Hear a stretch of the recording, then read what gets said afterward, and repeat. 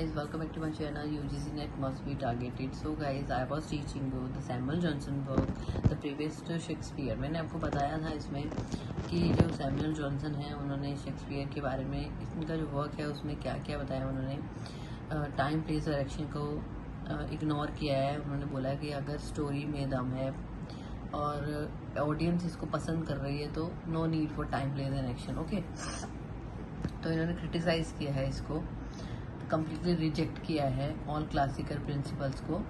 And now I was telling you that it was a great dramatist. कौन? Shakespeare. So it was बोल you sorry, he was a great dramatist. Samuel Johnson ने admire किया है and उनको praise किया है for understanding of human nature. Okay, human nature को समझने के लिए उसको प्रेज किया गया है। और उन्होंने बोला है, उन्होंने क्लियरली बोला है कि इस ऐसे में उन्होंने बोला है कि ऐसे is a balanced and fair criticism कर रहे हैं। वो ऐसा नहीं है कि उनकी कमियां ही निकाल रहे हैं खाली, ठीक है। तो शेक्सपियर एज अ पोएट वो क्या कहते हैं कि उनका जो उनका करेक्टर है बहुत नेचुरल और रियलिस्टिक है। ओके, और क्या है उनका जो बिहेव है for a ordinary people being, और जो रीडर्स हैं can easily identified of them. ये जो रीडर्स हैं उनको बहुत जल्दी आइडेंटिफाई कर लेते हैं। और उनके यूनिवर्सल कैरेक्टर कैसे होते हैं, let me show you one thing. This is a summary of this ऐसे, लुक दिस। उन्होंने इसकी समरी में आपको वो दिखा रही हूँ, देखिए। उन्होंने क्या बोला है कि इनके जो कैरेक्टर्स होते हैं एज यूजुअल यूनिवर्सल होते हैं, बहुत ज़्यादा, और कोई लिमिटेशन नहीं है कि उनकी जो भाई उनके जो प्लॉट और समरीज वगैरह होती हैं उसमें कि उसमें लिमिटेड ना कोई जगह की बर्डरेशन है और ना कोई टाइम की, ठीक है। और वो रिप्रेजेंट करते हैं ह्यूमन नेचर को एवरी एज में। ओके, जैसे आप उनका वर्क देख सकते हैं, मैकबेथ, ओथेलो,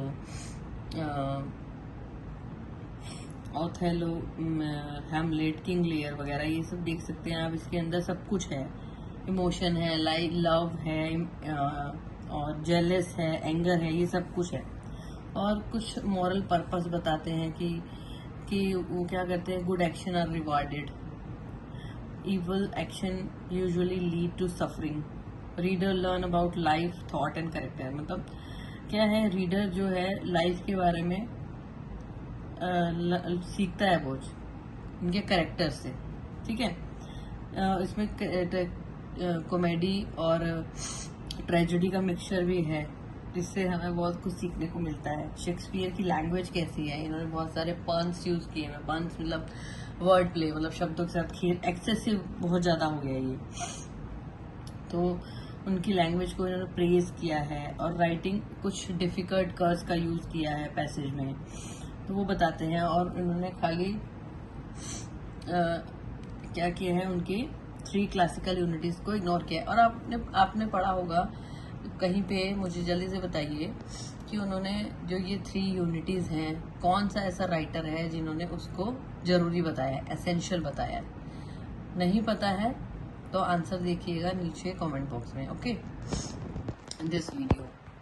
और उन्होंने मैरिड अकॉर्डिंग टू जॉनसन उनकी गुण को क्या क्या दिखाए हैं, deep knowledge of human nature, realistic character, universal appeal, powerful imagination, moral instruction, natural dialogue.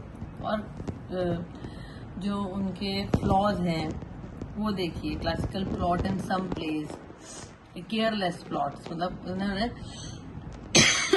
Sorry उन्होंने देखा है कि उनके जो प्लॉट्स को सम प्लेसेस पर क्या है,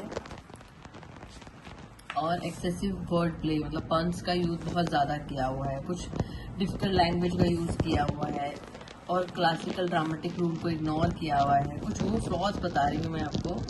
और इसके थीम्स क्या हैं, human nature, realism, universal value, morality, dramatic criticism. This is the one of the most essay in English literary criticism, change the way people evaluate Shakespeare, show Johnson balance in objective critical approach। So guys, मैंने आपको ये summary बता दी है पूरी। और अगर आपको कुछ और जानना है मतलब इसमें क्या किया है उन्होंने उसकी, कि उन्होंने कैसी लैंग्वेज यूज़ की है और ह्यूमन नेचर को बहुत अच्छे से जाना है, ये सब बताया है इसमें। उन्होंने टाइम और एक्शन और प्ले को ज़्यादा वैल्यू नहीं दिया है। और मैंने आपसे ये पूछा है कि ये टाइम, एक्शन और प्लेस को वैल्यू किस राइटर ने दिया है, आप मुझे बताएंगे, ठीक है। और दिस इज़ वेरी इजी। और आपको और कुछ पढ़ना है इसके बारे में, so you can ask me in comment box. तब तक के लिए like, share and subscribe, follow for more.